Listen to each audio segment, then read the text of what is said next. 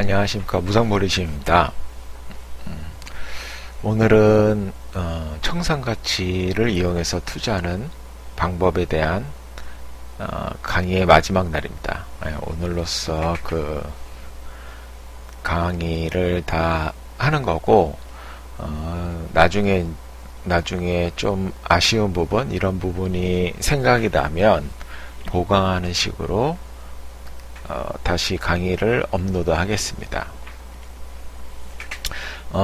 이 청산가치를 이용한 그 투자법은 시장에서 항상 말이 많습니다.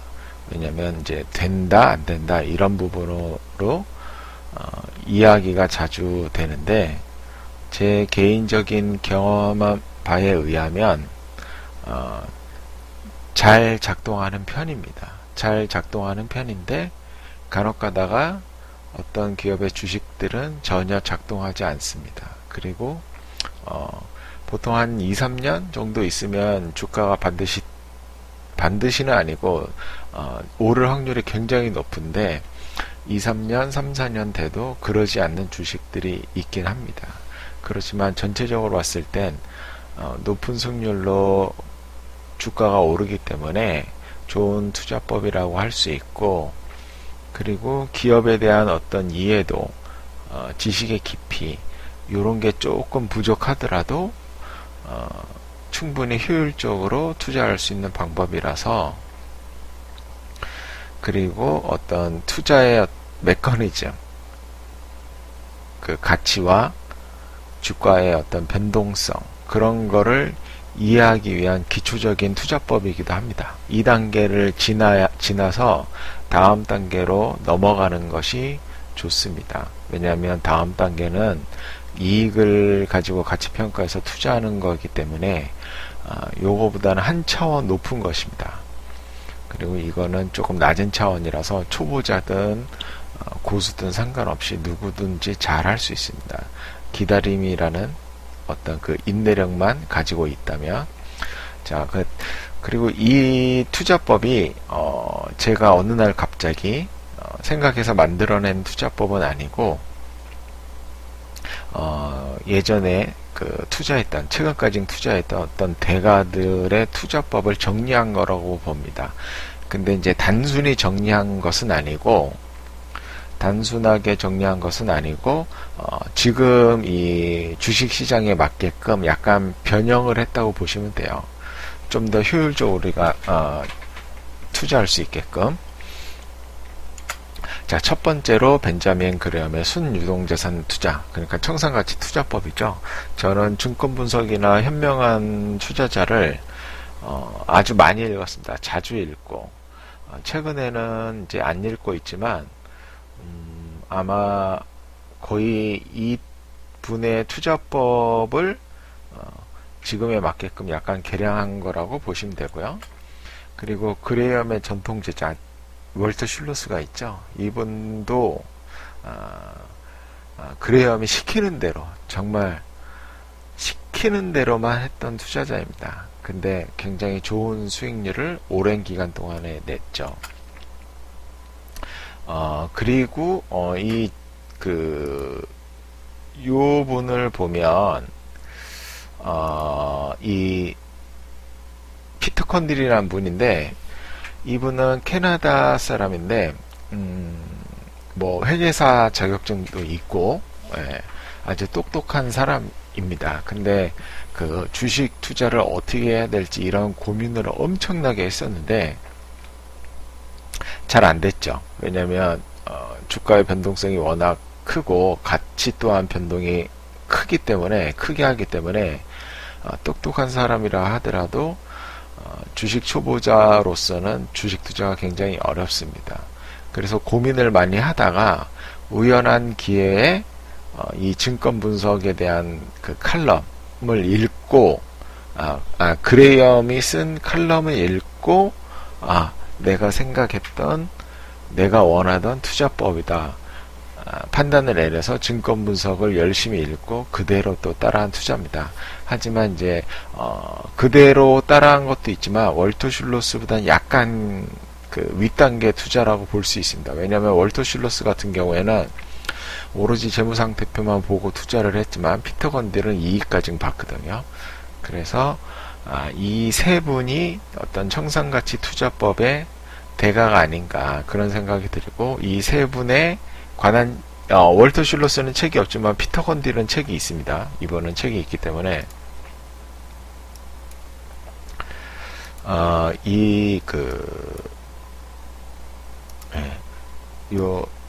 피터 컨딜은 책이 있습니다. 한번 읽어보시면 되고요. 저번 강의에서 아마 말씀을 드렸죠. 그리고 과연 될까 하는 고민을 할 수 있습니다. 물론 그렇죠. 왜냐하면 작동할 때도 있고 안 될 때도 있기 때문에 그러는 건데, 작동할 때가 훨씬 더 많은 것 같고, 그리고 작동할 때까진 기다리지 못해서 실패한 경우가 많습니다. 대부분. 그래서 효과적입니다. 왜냐하면 사람들이 잘 믿지를 않기 때문에, 만약에 사람들이 전부 다 믿어서 이 투자법을 한다 그러면 저렴하게 거래되는 때가 오지 않겠죠. 그 전에 다 사버리기 때문에. 그래서 효과적인 겁니다. 작동하기도 하고 안 되기도 하기 때문에 효과적인 거예요. 조금 말이 이상하긴 한데, 그래서 이미 대가들이 같은 방법으로 투자에 성공했고 현재도 진행 중에 있습니다. 그러니까 이 강의를 듣는 분들이 고수가 아니라면 이 방법에 대해서 신뢰를 하고 충분히 경험을 쌓기를 바랍니다. 먼저 그레엄의 청산가치 투자, 유동자산 투자법에 의하면 이제 몇 가지 제가 중요한 이야기를 좀 몇 개 썼어요. 그레엄은 참 뭐라 그럴까요? 마음이 넓은 사람입니다. 이 주식 투자 초보자들을 불쌍하게 여기는 마음이 아주 많았기 때문에 현명한 투자자라든가 증권분석 이런 거를 쓴 거고, 그리고 초보자에게 어울리는 투자법, 그리고 조금 수준이 높은 사람에게 어울리는 투자법, 이런 걸 아주 상세하게 잘 써놨죠. 그래서 그분이 하신 말씀 중에 중요한 거 몇 개를 추려놨습니다. 이런 말씀을 하시죠. 가장 쉽게 파악할 수 있는 할인 종목은, 그러니까 저평가 종목이라는 소리예요. 저평가 종목은 모든 우선 채무를 차감한 후 남는 회사의 순 운전 자본보다 낮은 가격으로 거래되는 주식이다. 이런 주식이 싸다. 그래서 간단하게 표현하면은 이제 이런 식으로 되는데, 그레엄이 활동했을 당시 그때 주식시장하고 현대 주식시장하고는 약간 다릅니다. 그래서 요 방법대로 저평가 주식을 찾으면 찾기가 힘들어요. 거의 없습니다. 지금은. 그래서 제가 현대적으로 순유동자산 가치를 어떻게 구하는지 말씀드렸죠. 저번 강의에서 참고를 해보시면 되고요.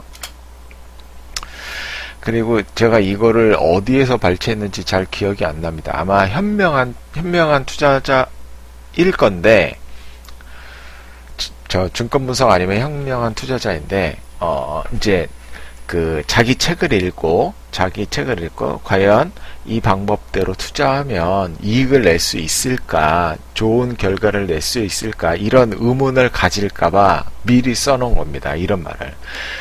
제가 한번 읽어보겠습니다. 할인 종목이란 자산가치, 청산가치 이하로 거래되는 종목을 말한다. 위에서 얘기했죠.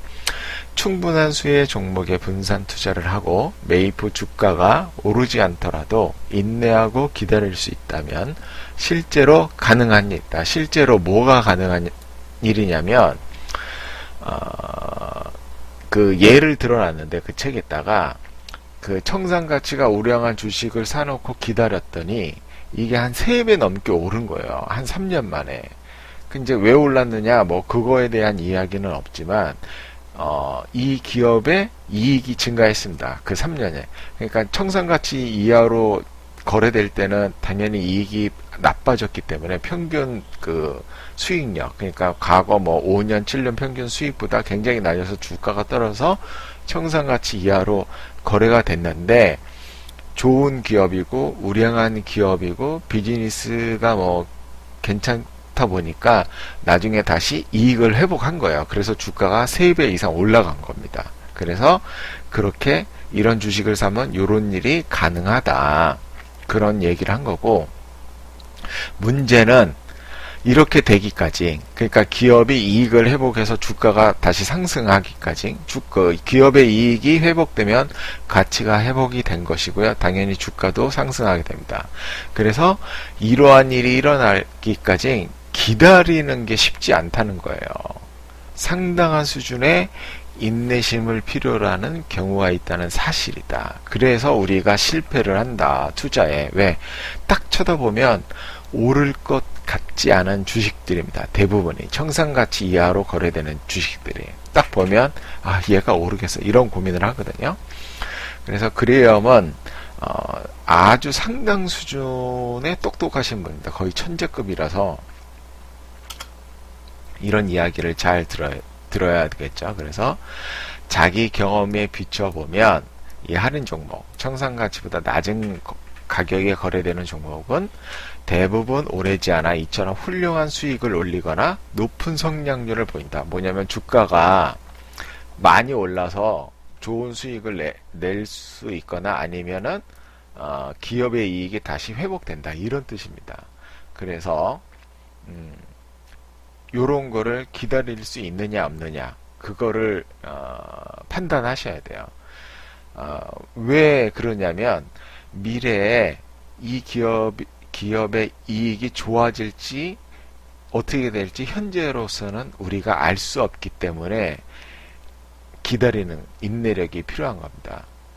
무슨 말인지 아시겠죠? 그리고 월터 슐로스는 진짜 수제자입니다. 수제자. 예.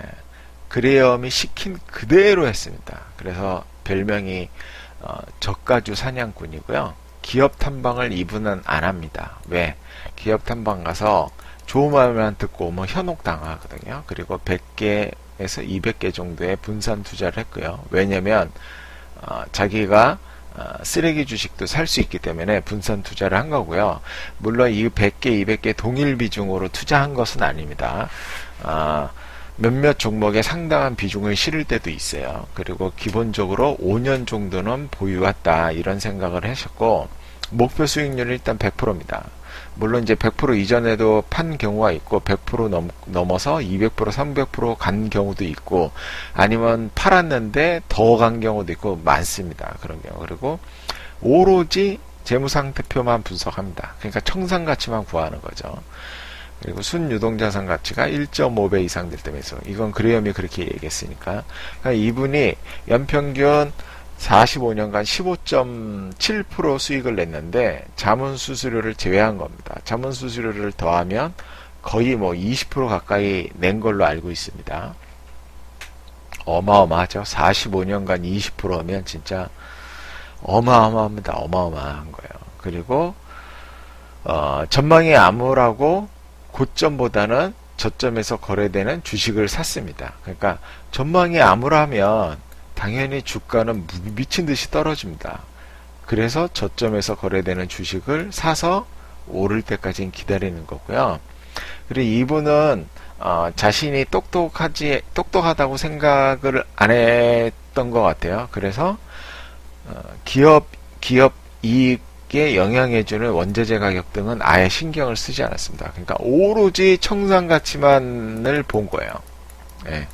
청산가치만 봐서 이거보다 아주 쌀 때 3분의 2 가격에 거래될 때 사서 물론 분할 매수 계속합니다. 가격 떨어지면 추가 매수하고요. 사서 올라갈 때까지 기다리는 투자법. 이런 무식한 투자법으로 45년간 연평균 복리 15.7% 수수료 제외해서 어마어마한 겁니다. 버핏에 능가하는 이 수익률입니다. 이거는 월터 슐로스가 이런 말을 했습니다. 주식을 매수할 때는 최근 몇 년 내 저점 부근에서 사는 것이 도움이 된다. 그쵸? 차트가 이렇게 떨어졌을 때 사라는 거예요. 주가가 125까지 상승했다가 그러니까 고점이 125인데 반토막 났다고 하면 아주 매력적인 주가라고 생각할 수 있지만 125까지 이렇게 올라가기 전에 여기가 60입니다. 지금 여기가 125고 그리고 여기가 20입니다. 그러면 반토막 나서 싸다고 60에 샀는데 이 20 라인까지도 얼마든지 떨어질 수 있다는 거예요. 아시겠죠? 그리고 기업의 실적을 보고 매수하지 말고 기업의 자산보다 할인된 가격에 매수하려고 노력하라. 그러니까 청산가치 이하에서 사려고 노력해라. 기업의 실적은 단기적으로 급변할 수 있지만 일반적으로 자산가치는 서서히 변한다. 이게 무슨 뜻인지 알겠죠? 그러니까 제가 계속 반복하는 게 하나 있죠. 내 기업의 가치가 이렇게 상승한다 그랬죠. 적자만 보지 않는다면. 그쵸? 예. 왜냐면 순이익이 계속 쌓이잖아요. 요렇게 순이익. 근데 순이익이 이렇게 많이 낼 때도 있고 요렇게 조금 낼 때도 있고 적자 소폭 볼 때도 있고 또 많이 내고 더 많이 내고 이렇게 조금 내고 이렇게 내다 보면 결국에는 BPS가 계속 늘어난다는 거예요. 순자산이. 이분은 순자산을 내재 가치로 보기 때문에 무슨 말인지 아시겠죠? 이거 아주 중요한 논리입니다. 투자에 있어서. 그래서 이렇게 통통 튀는, 이렇게 통통 튀는 실적을 보고 매수하는 거는 쉽지 않다는 거예요. 자기 입장에서는. 왜? 미래에 얼마를 낼지를 알아야 되는데 모르기 때문에 그러는 거거든요. 그래서, 이 기업이 가지고 있는 순자산, 청산가치, 이런 것보다 싸게 사려고 노력하라고 말씀을 하셨던 거예요. 그리고 기업의 실적을 보고 매수하려고 그러면 해당 기업에 대해 훨씬 더 많은 것을 알아야 된다. 이 점을 명심하라. 정말 많은 것을 알아야 됩니다. 그래야 비중도 실을 수 있고 그러는 거예요. 이거는 일단 손실 나면 회복하기 어려우니까 신중하게 투자하라 이런 뜻으로 받아들이시면 되고요. 이거는 피터 컨딜, 캐나다의 버핏, 피터 컨딜이라는데 캐나다의 버핏은 아니고 캐나다의 월트 슐로스 내지는 그레이엄의 수제자 이렇게 보는 게 더 낫지 않나 그렇게 생각이 됩니다. 개인적으로는. 이번은 33년간 15.2% 수익을 냈고 이것도 물론 아마 수수료 차감 후일 겁니다. 이분이 이런 말씀을 하셨어요. 진정한 의미의 싼 주식이란 그 주식의 주가가 재무상태 분석을 통해서 계산한 청산가치보다 낮은 주식이다. 그런 주식만이 안전마진을 제공해준다. 예. 청산가치보다 낮으면 일단 싸다는 거예요. 저렴하다는 거예요. 이것만으로 올라간다 그런 뜻은 아니지만 싼 거는 확실해요. 안전마진을 확보한 것도 확실한 거고요. 그리고 주가가 장부가 이하인 경우 특히 장기부채, 차감한 순운전자본 이하일 거. 그러니까 부채를 다 빼라. 그런 뜻으로 받아들이시면 됩니다. 그냥 부채를 다 빼라. 그리고 주가가 전고가의 2분의 1 이하인 경우, 특히 역대 최저가이거나 그 근처일 경우 좋은 주가는 그러니까 최소한 반 정도는 떨어지거나 아니면 역대 최저가까지 떨어져 있으면 더 좋다. 그런 식으로 받아들이면 되고요. 저는 한 5년 정도를 봅니다. 5년 정도. 그리고 이번엔 제가 이익을 좀 봤다 그랬잖아요. 그래서 퍼 10배 이하인 거를 사라. 이렇게 또 말씀하셨고요. 그리고 이익을 내고 있을 거. 저도 말씀드리죠. 기업이 꾸준히 이익을 냈었어야 됩니다. 앞으로 내는 거는 당연한 거고, 그리고 적자 보는 거는 싫어요. 적자 보면 안 됩니다. 왜냐하면 미래에도 적자를 볼 수 있기 때문에. 그리고 배당금을 지급하고 있을 걸. 왜냐하면 우리가 사놓고 언제 오를지 모르기 때문에 1년이고 2년이고 3년이고 보유할 수 있기 때문에 만족스러운 배당이 나오면 특히나 은행 예금 금리보다 높으면 은행에 예금했다 생각해도 만족스러운 거 아닙니까? 지금 은행 금리가 예금 금리가 2% 2% 초반 중반 정도 될 건데 배당을 한 4, 5% 줘봐요. 은행 금리의 2배입니다. 그리고 나는 청산가치보다 아주 싸게 샀기 때문에 안전마진도 확보해 있는 거죠. 그렇게 은행보다 2배 높은 배당을 받으면서 10년 못 가져갈 게 있어요. 10년 뒤에 당연히 올라 있겠죠. 그쵸? BPS가 1,000원인데 지금 현재 10년 뒤에 뭐 한 3,000원. 이거는 너무 좋은 기업인데 3,000원이면 한 2배만 했다고 쳐요. 그러면 ROE가 이게 2배 갔으니까 7%거든요. 복리로 7% 는 거예요. 배당을 차감했다고 치죠. 그러면은 뭐 한 9%는 되겠네요. 9% 이상 될 거예요. 배당을 차감한 걸로 치면. 그러면 내가 배당만 4% 받았다고 치면 이때 4% 했으면 10년 동안 했으니까 배당으로만 내 투자 원금의 40%가 됐고, 나는 얘를 반값에 샀을 거 아니에요. 500원. 만약에 예를 들어서 싸게 샀다고 치면. 그럼 10년 뒤에 2,000원의 값어치가 있는 게 500원이었어요. 그러면 0.5배에 샀죠. 근데 10년 뒤에도 0.5배가 유지되면 이때 주가는 1,000원일 거 아니에요. 그쵸? 그러면 여기서만 100%의 자본 차익을 볼 수 있습니다. 여기에 배당까지 합치면 총 140%의 수익을 달성할 수 있는 거고요. 이런 정도는 아무런 노력을 하지 않아도 가능한 거예요. 보유하고 있는 인내력만 있다 그러면. 여기에 무슨 여기가 갖고 대선 테마까지 불었네?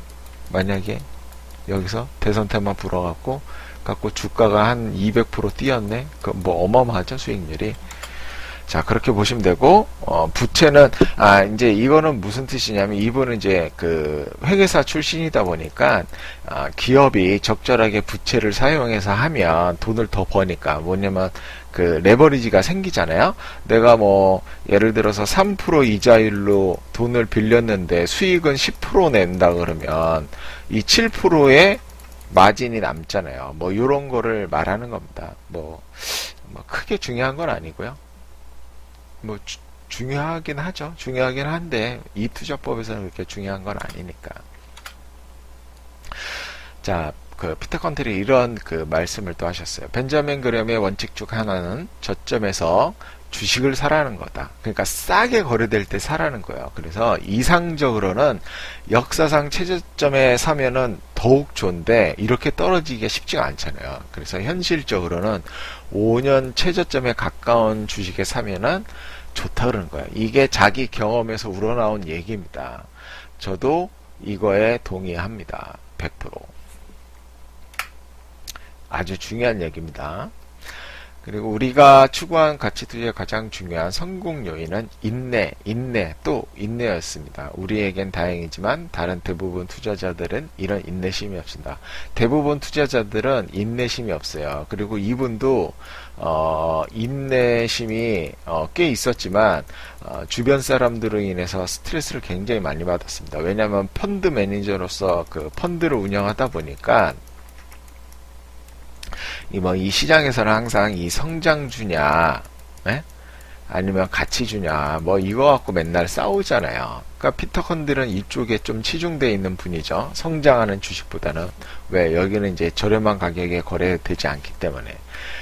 그래서 펀드 매니저고 고객들이 있다 보니까 이런 주식을 잔뜩 사놓는 겁니다. 딱 쳐다보면 올라갈 것 같지도 않은데, 도대체 너 이거 왜 안 사냐, 너 이런 거 사서 오르겠느냐, 이런 걸로 스트레스를 어마어마하게 받았습니다, 이분이. 그래서 그러는데, 근데 우리는 그런 스트레스를 받을 이유가 없죠. 우리가 펀드 매니저도 아니고 내 돈을 내가 투자하는 거니까. 그래서 인내심만 있으면 됩니다. 그러면 수익 내는 거는 자연스러운 거죠. 무조건 나는 거죠. 자, 그래서 여기까지 왔고, 자, 이 투자법을 정리를 한번 할게요. 시간이 그렇게 오래 가진 않았네요. 그쵸? 일단 청산 가치가 우량한 기업, 그쵸? 뭐 현금을 많이 갖고 있던, 부동산을 많이 갖고 있던, 기업 투자 주식을 많이 갖고 있던 간에 청산 가치가 우량한 기업을 대상으로 합니다. 물론 저는 꼭 청산 가치가 시가총액보다 높아야 되는 것은 아닙니다. 왜냐하면 유형자산에 대한 청산 가치는 뺐기 때문에 그러는 거고요. 그리고 재무구조가 우량한 것은 당연하고요. 그러니까 이제 청산 가치가 우량하다는 거는 일단은 저평가라는 뜻이에요. 일단은. 그쵸? 예. 저평가라는 뜻이에요. 근데 저평가가 주가 상승은 아니다. 이거를 항상 명심을 하셔야 되고, 재무구조가 우량하다. 그쵸? 당연한 거고, 기업이 꾸준한 이익을 내야 됩니다.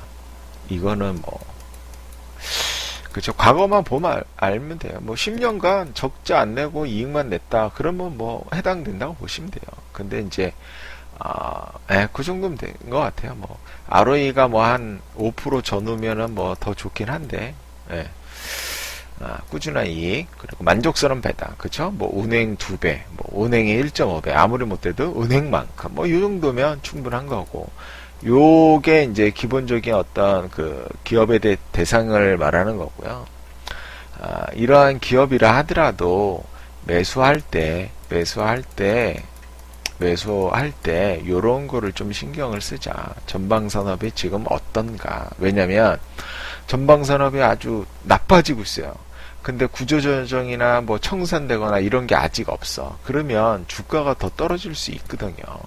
그래서 한번 지켜봐서 뭐 어느 정도 청산이라든가 구조조정이 완료가 됐다. 그러면 이제 더 이상 나빠지지 않는 경우가 많잖아요. 왜냐면 이제 소수의 살아남은 기업만 있다 보면 그 시장을 얘네들끼리 나눠 먹기 때문에 이제 이익을 내기 시작하거든요. 이제 그런 거를 보자는 거고, 그리고 이제 뭐 전방 산업에 관계없이 어떤 이제 뭐 B2C라든가 이런 기업들이나 그런 기업일 경우는 현재 이익의 방향성을 한번 보실 필요가 있다. 이익의 현재 분기 이익을 봤더니 이러고 떨어지고 있다. 그러면 왜 떨어지고 있을까? 그런 걸 한번 생각해 봐야죠. 판가가 떨어지고 있나? 아니면 판매량이 떨어지고 있나? 아니면 원가가 올라가고 있는데 전가를 못 시키나? 이런 거를 한번 파악해 보셔갖고 이게 언제쯤 해소될 건지, 해소가 되지 않는지 그런 거를 또 한번 판단해 보셔야 돼요. 그래서 그런 판단이 쓰면 내가 어떻게 매수를 하겠다 이런 거를 판단할 수 있으니까. 그리고 어떤 기업의 내부 악재가 있느냐, 어떤 뭐 대주주의 도덕성이라든가 뭐 이상한 짓거리, 그리고 뭐 증여 상속 등으로 해서 뭐 좀 이상한 짓을 하는 사람들이 있잖아요. 그런 거. 아니면 뭐 횡령 이런 것도 있고, 뭐 그런 거 있을 때 조금 낮은 가격에 산다든가 아니면 아예 매수를 보류한다든가 뭐 이런 거. 그리고 어떤 시장의 단기 방향성, 어차피 장기 방향성은 모르기 때문에 어제도 코스닥이 2% 떨어졌어요. 그럼 뭐 이거 굳이 지금 막 살 필요 없잖아요. 그쵸? 하루 이틀 더 떨어질 수도 있는 거니까. 그럴 때는 그런 것도 한번 보자. 횡보장세면 뭐 신경 쓸 필요 없고, 강세장이면은 그냥 사면 되는 거고. 그리고 요거, 그쵸? 저렴하게 거래될 때 사자. 청산 가치가 우량한 기업이면 일단 저평가인데, 저평가지만 저렴하게 거래될 때 사자. 이거를 반드시 기억을 하셔야 됩니다. 요거. 이거 보시면 이제 이게 너무나도 예쁜 차트라서 다시 한번 이제 얘기 한번 드릴게요. 얘가 이 당시에 순유동 자산 가치가 1771억, 그러니까 청산 가치가 1771억인데 시가총액이 971억으로 이거를 내재 가치로 본다면 너무나 싸죠. 그쵸? 너무나 싸지만 저렴하게 거래될 때 사야 된다는 거를 반드시 제가 말씀을 드렸죠. 이거 보시면, 그쵸? 그러니까 무슨 얘기냐면,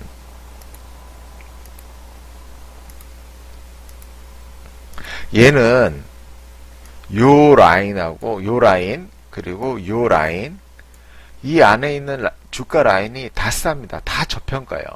이 꼭대기 있죠. 이 꼭대기도 순유동자산 가치가 1106억인데 시가총액이 974억입니다. 여기에 유형자산은 제외되어 있는 거죠. 유형자산은 제외되어 있는 거죠. 그럼 이때도 저평가라고 볼 수 있어요. 근데 이 과거 차트를 이렇게 보면 이 부분이 저렴하게 거래되는 때는 아니라는 것을 차트를 보면 알 수가 있죠. 그리고 요 당시에도 순유동자산 가치가 1714억인데 시가총액은 1200억입니다. 그러면 저평가예요. 그쵸? 저평가지만 저렴하게 거래되는 구간은 아니라는 거예요. 그래서 이런 구간에서는 사시면 안 된다는 거예요. 그쵸? 그리고 당연히 여기가 저평가면 여기는 여기도 당연히 저평가지. 그쵸? 이거 뭐 말해 뭐예요. 그냥 누구나 알 수 있는 거지. 근데 요 가격대하고 요 가격대 비하면 상대적으로 아주 싼 가격대잖아요. 그러니까 저렴하게 거래해야 되는 주식이라 볼 수 있다는 거예요. 요런 라인에서 사라는 거예요. 기다렸다가. 그쵸?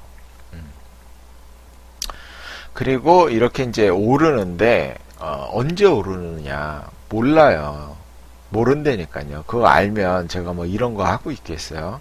지금 뭐 맨날 해외여행 다니고, 예? 뭐, 재밌게 살고 있겠죠? 이런 거 안 하고. 모른다고요, 절대로. 근데, 올라요. 언제 오르냐면, 계속 반복을 하지만, 업황이 좋아질 때. 업황이 좋아지면, 이 섹터 안에 속해 있는 웬만한 기업들은 다 수혜를 받아서, 이익이 증가해요. 기업의 이익이 증가하는 것은 가치가 증가하는 겁니다. 가치가 증가하게 되면 주가가 상승해요. 이렇게 오른다고요. 두 번째로. 그리고 업황에 상관없이 기업 스스로 능력이 좋아서 이익을 잘 내는 기업도 있잖아요. 그런 거고, 세 번째로 각종 테마예요. 어떤 테마가 탈지 모릅니다. 근데 우리나라, 뭐 미국도 마찬가지겠지만 우리나라도 테마가 자주 타잖아요. 말도 안 되는 이유로. 저는 아직까지도 이해 안 되는 테마가 정치 테마주예요. 나는 그게 도대체 왜 오르는지 이해를 못 하겠어요. 하지만 주가는 오르잖아요. 그쵸? 그런 거 이렇게 오를 때 팔면 돼요. 적당히 알아서. 몇 프로에 팔아야 되냐? 이것도 답이 없어요. 자신의 능력껏 파시는 거예요. 이런 거에는 정답이 없습니다. 자, 그래서 이제 마무리를 좀 하자면 그쵸? 뭐 이런 거 잘 항상 보라 그랬고, 그리고 또 어디 갔지? 이제 하여튼 마무리하자면, 자, 언제 오르는가? 요거 남았네요. 그쵸? 저평가. 플러스 저렴하게 거래될 때 매수했는데, 언제 오르는가? 그쵸? 제가 말씀드렸죠? 지금 방금 전에도. 언제 오르는가? 모른다, 나는. 절대. 모른다, 언제 오를지. 알 수가 없다. 모른다. 근데, 산업의 업황이 호황과 불황을 항상 반복합니다. 호황이 오면 기업의 이익이 증가해요. 그때 분명히 오르게 돼 있어요. 그리고 산업 경기에 상관없이 꾸준하게 이익을 잘 내는 기업이 있습니다. 그런 기업이면 산업의 호황과 불황에 상관없이 오릅니다. 그리고 각종 테마. 우리는 5년, 10년 이렇게 보유하면 이런 일이 발생할 확률이 굉장히 높아져요. 근데 문제는 이렇게 보유할 인내력이 우리가 없다는 게 좀 아쉽죠. 인내력이. 요게 좀 아쉬운 거고, 그렇게 보시면 돼요. 그래서 이제 마무리를 했고, 이제 앞으로 강의 진행은 어떻게 되냐면, 저는 이거를 이름을 뭐냐고 그러면, 예전에는 게으른 가치주 투자라 그랬는데, 게으른 낱말이 너무 안 좋아서 그냥 가치주라는 이야기를 쓸 겁니다. 가치주.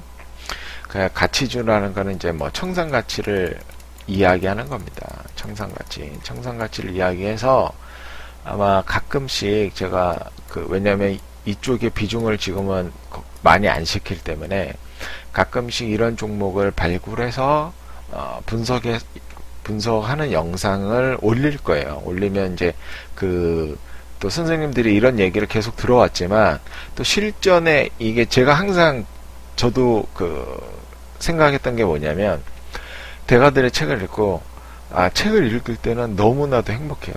이대로만 하면 되겠구나. 그러면 나는 돈을 많이 벌겠구나. 이런 생각을 했는데 막상 실전에 접하면 이게 적용하기가 무지 힘든 거예요. 그래서 그 적용법을 어떻게 찾느냐, 이 적용법을 어떻게 내가 완성을 할까, 이런 고민을 엄청나게 했거든요. 그런 고민을 한 게 여태까지 오늘까지 강의한 겁니다. 오늘까지 한 강의가 구체적으로 적용을 어떻게 할 것인가에 대한 강의였는데, 아마 이 강의를 듣고 나서도 또 이거 어떻게 적용하는 거지, 이런 고민을 하실 거예요. 분명히 이런 고민을 하실 건데, 그래서 제가 직접 분석해서 영상하고 매수하는 것까지 아마 보여줄 거예요. 매수하는 것까지는 보여주는데, 매수하는 순간을 보여주는 게 아니라 장 끝나고 이렇게 보여주겠죠. 나 여기서 매수했다 이러고. 요즘은 차트에 그런 게 표시되니까. 그렇게 해서 이렇게 쭉 이제 앞으로 갈 거고, 그리고 이제 여러분들도 이러한 기업을 발굴해서 서로 공부를 같이 하면 좋겠죠. 예. 그리고 투자 여부는 항상 각자 알아서 판단하는 겁니다. 각자 알아서. 왜냐면 다 보는 눈이 다르기 때문에 누가 옳고 그르고가 없어요. 옳고 틀리고가 없어요. 다 자기께 맞는 거예요. 자기 생각대로, 자기 루틴대로 쭉 따라가면 성공하는 게 주식 투자예요. 남 말에 이렇게 홀리고 그러면 그때부터 실패하는 겁니다. 그래서 그렇게 하시면 되고, 좋은 종목을 나오면 저도 알려주세요. 그러면 종목명만 말하면 저는 제가 분석해서 이건 사도 좋겠다. 제가 알아서 판단해서 매수 매도를 할 거예요. 그리고 이제 다음 강의는 지금까지가 어떤 기업의 자산, 가지고 있는 재산을 기준으로 해서 어떻게 투자해서 수익을 내는지에 대해서 이야기했으니까. 그리고 이제 다음 강의는 일단 가치평가법, 가치평가를 어떻게 하느냐. 이것도 말이 많아요. 어떻게 하느냐. 근데 제가 봤을 때는 이제 저는 자녀이익 모델로 합니다. 자녀이익 모델로 하고요. 이게 가장 제가 봤을 때는 합리적이고 누구나 사용할 수 있습니다. 그래서 자녀이익 모델로 하는 가치평가를 하고, 실제로 어떻게 투자할 수 있나. 항상 중요한 거는, 그래, 이 얘기는 좋은데 어떻게 투자를 해야 되느냐, 이게 더 중요하고 알고 싶잖아요, 솔직히. 그래서 그 투자법에 대해서 강의를 계속 진행을 할 거고, 아마 조금 다음 강의는 제가 계획을 좀 세워서 조금 세세하게 할까 아니면 좀 러프하게 할까, 이런 고민을 좀 하고 있어요. 왜냐면 이 강의를 하는데 제가 특별히 준비를 따로 하거나 그러진 않아서 시간이 많이 들어가는 건 아닌데, 여기까진 강의는 그냥 내 머릿속에 있는 거 그냥 막 끄집어내서 얘기하면 되는데, 다음 강의는 그래도 약간 책을 다시 한번 보고 막 이렇게 해야 좀 정확하게 얘기할 수 있을 것 같아서, 하여튼 그렇게 진행이 되겠습니다. 그리고 지금 이 엑셀 파일을 배포를 하긴 해야 돼요. 엑셀 파일 이제 배포를 하긴 할 거예요. 배포를 하긴 할 건데, 그냥 배포하기에는 좀 그렇고, 왜냐면 이거 뭐냐면 뭐랄까, 이거 어떻게 하는 거지? 이거 어떻게 하냐면, 제가 지금 유튜브를 보면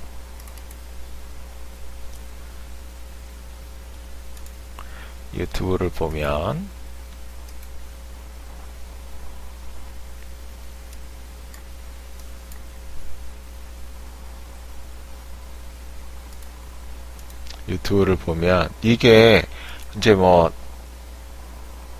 아직 그 435명밖에 안 되거든요.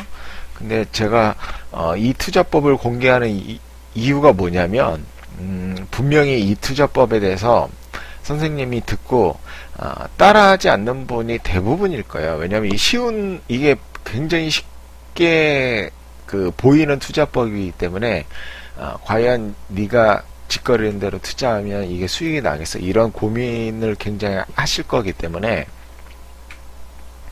뭐냐 아마 안 하시는 분이 더 많을 거예요, 아마. 그리고 어떤 좀 순진하다 그럴까? 마음이 착하다 그럴까? 순진하다 그럴까? 아니면은 때묻지 않았다고 할까요? 그러니까 백지 상태, 이 투자에 있어서 어떤 백지 상태에 있는 분이라면 야, 이 얘기 들어보니까 괜찮네 해서 따라할 수는 있어도 어느 정도 공부가 됐던 분이라면 아마 따라하지 않으실 겁니다. 그래서 제가 봤을 때는 이 구독자가 좀 늘면 선생님들이 여기저기 좀 소문을 내주셔서 구독자를 좀 늘려주면 제가 그 엑셀 파일을 배포를 할게요. 그럼 구독자가 몇 명이 돼야 되냐? 그럼 1000명이 돼야 되는데 이게 제가 며칠 안 됐거든요. 지금 6일, 한 일주일 정도 됐는데 435명이니까 제가 이 강의 영상을 계속 올리면 금방 늘 거라고 봐요. 그래서 제가 구독자 1000명이 되면 그날로 제 블로그에서 엑셀 파일을 배포를 하겠습니다. 배포를 할 테니까 뭐 소문을 좀 내주셔갖고 구독하라고 구독하라고 얘기를 좀 해주세요. 아시겠죠? 예. 뭐 여러분들한테 뭐 해댈 거는 없으니까 도움이 됐으면 됐지. 자, 그럼 오늘은 여기까지 하고 제가 다음 그 강의 영상을 찍기 전에 그 퇴강이라는 그 엑셀 파일을 만들어 놨거든요. 그래서 퇴강을 약간 공부하고 퇴강으로 이렇게 투자법을 잡는 그 정확한 매수 잡는 그거에 대한 영상을 할게요. 그리고 어떤 전반적인 엑셀 파일에 대한 설명 이런 것도 필요하니까. 자, 오늘도 뭐 증언무언하니라고 좀 길어졌는데 또 이 긴 시간 듣느라 고생 많이 하십니다. 오늘은 여기까지 하겠습니다. 수고하셨습니다.